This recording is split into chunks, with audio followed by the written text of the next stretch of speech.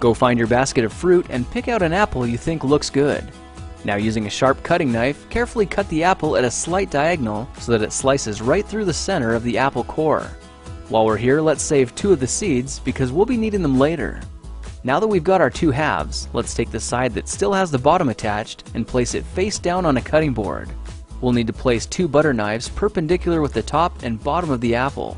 Now we can carefully cut down along one side of the apple core until the knife bottoms out on our makeshift spacers, then use the spacers as a guide to gently cut in from the side.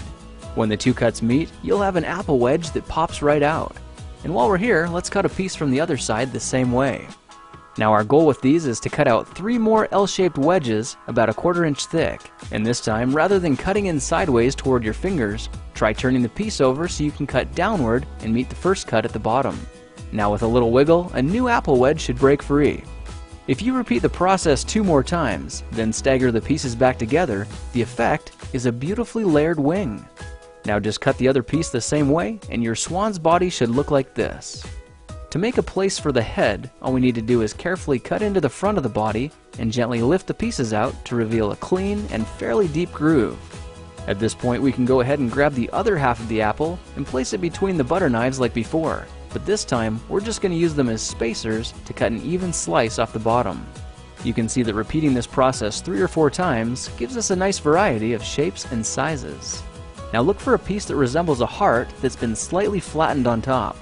All it takes to form the swan head is 3 strategic cuts with a knife.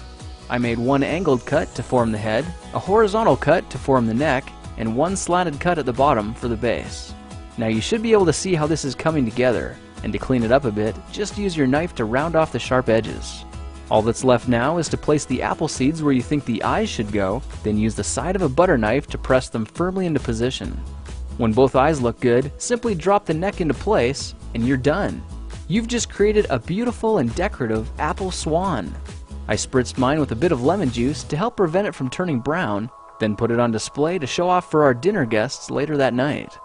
If you try using different apples, you'll get a nice contrast of colors, and every bird will look a little bit different. Well, now you know how to take any ordinary apple and turn it into a decorative and edible apple swan.